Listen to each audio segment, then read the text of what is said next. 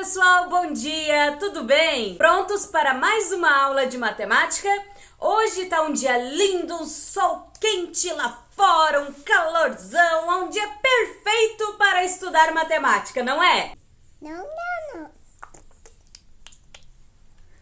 Ah, é sim, é sim. O assunto da nossa aula de hoje são os números racionais, aquele conjunto numérico que nós vínhamos conversando nas últimas aulas. Vamos relembrar. O conjunto dos números racionais reúne todos os números naturais, ou seja, de 0 até o infinito, todos os números inteiros, ou seja, de 0 até o infinito negativo também, e também inclui os números fracionários, tanto positivos quanto negativos, e os números decimais, tanto positivo quanto negativo. Então, todos esses números, qualquer número que compõe algum desses conjuntos que eu falei, faz parte do grande conjunto chamado conjunto dos números racionais. Número natural, número negativo, fração, decimal, seja positiva, seja negativa, tudo isso é um número racional. Agora, o que eu vou explicar para vocês hoje é como fazer operações, basicamente é de mais e de menos, envolvendo os números racionais. Mas antes vamos rodar a nossa abertura com um fundo musical hoje muito especial, que foi sugerida por uma aluna de destaque,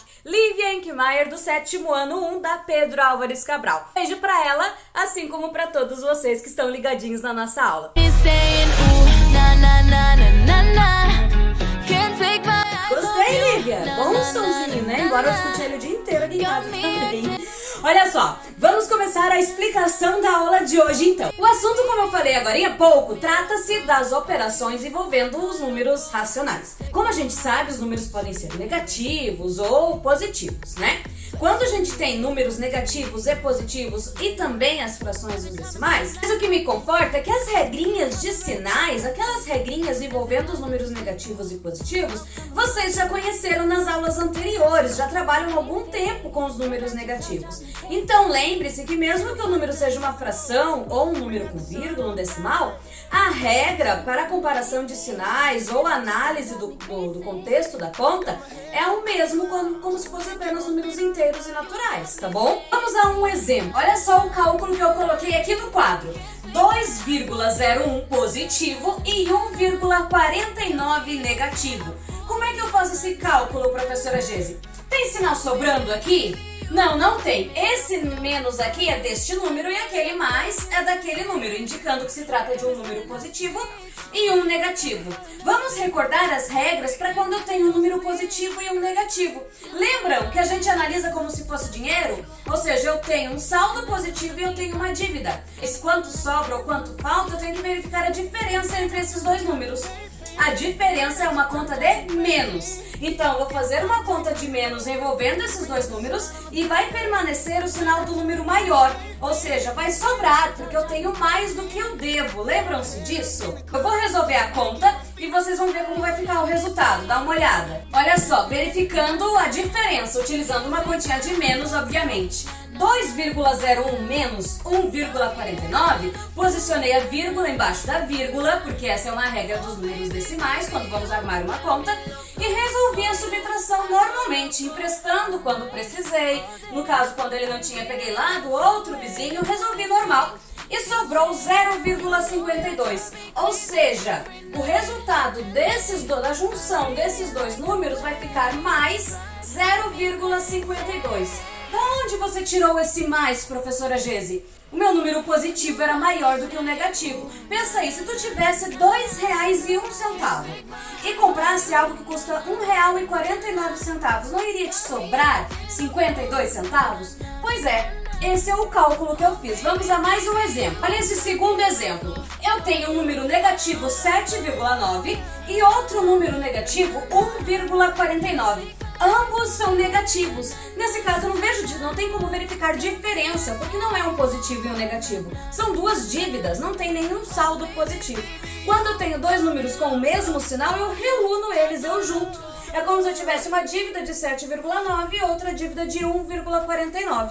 Eu vou reunir as duas dívidas e, obviamente, o meu resultado será negativo, porque eu reuni dois números negativos, vou ficar com um número negativo. Veja como vai ficar o resultado dessa conta. Olha só, é possível que você esteja se perguntando, por que mais, professora Gesi? Vou repetir, eu estou juntando os dois porque os dois são números negativos, então para que eu saiba quanto fica, eu vou ter que juntar ambos, que eles têm o mesmo valor. Olha só, fiz a continha demais, lembrando da vírgula embaixo da vírgula, preenchi com zero para deixar com a mesma quantidade de casas, coisa que vocês já aprenderam nos anos anteriores, quando se fala de operações envolvendo números com vírgula.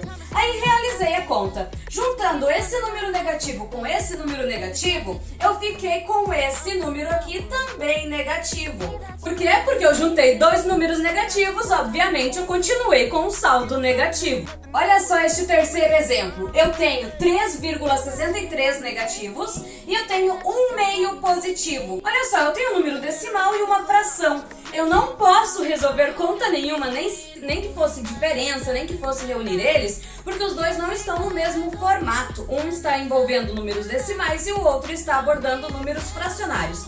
Para que eu consiga realizar a conta, ou os dois devem ser decimais, ou os dois devem ser fracionários. O que vocês acham mais fácil? Transformar isso daqui em uma fração para poder fazer a conta com aquele lá, ou transformar aquele lá em um número decimal para poder realizar a conta com esse daqui. A minha opinião é que é mais fácil transformar a fração em decimal. Inclusive nós já aprendemos isso na última aula. Como é que eu acho o número decimal que é a mesma coisa que um meio, que é equivalente? Lembram-se que é só dividir o numerador pelo denominador? Se fazer essa continha 1 dividido por 2, nós vamos ficar com um número decimal que é a mesma coisa que ele. Ou seja, a fração 1 meio e o decimal 0,5 são equivalentes, querem dizer a mesma coisa. Agora, esse daqui eu posso realizar a operação com 3,63. Devo 3,63 e eu tenho 0,5.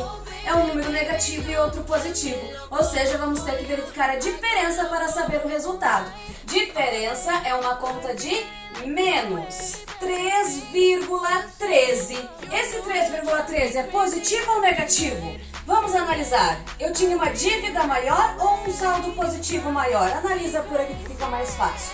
Qual é maior, 3,63 ou 0,5? 3,63 é maior, né? Então eu tinha uma dívida maior do que um saldo positivo. Continuei com uma dívida. Olha este exemplo. Tenho 2,5 e tenho uma dívida de 1,5 que eu preciso somar aquele número.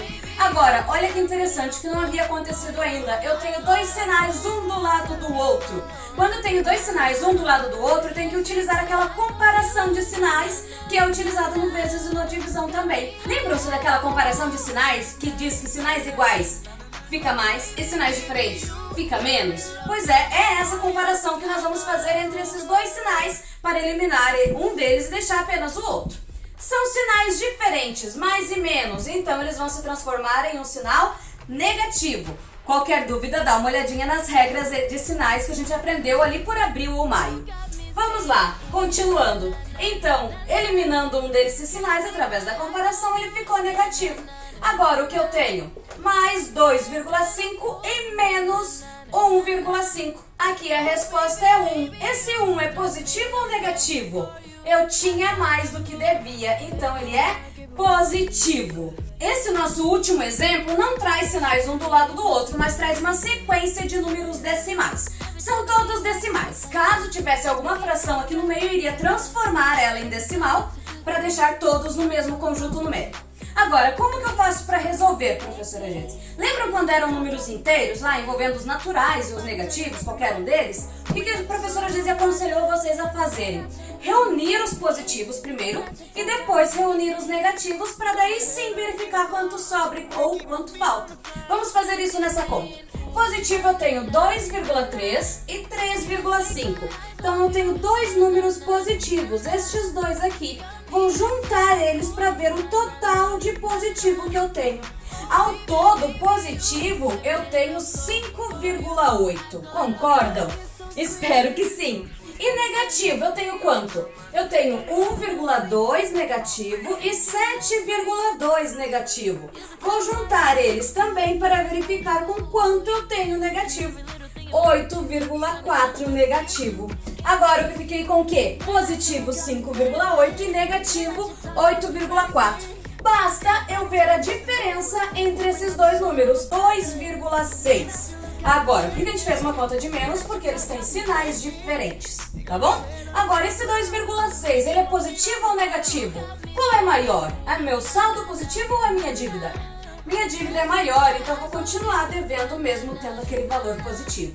Eu espero que vocês tenham entendido a nossa aula de hoje, como se faz essas continhas de mais e menos envolvendo frações e decimais. As regras dos sinais é a mesma que a gente utilizava nos cálculos anteriores, envolvendo apenas os inteiros e os naturais. Qualquer dúvida me chama e pratica aí na lista de exercícios. Tenha uma excelente semana, um grande beijo e até a próxima aula. Tchau, tchau!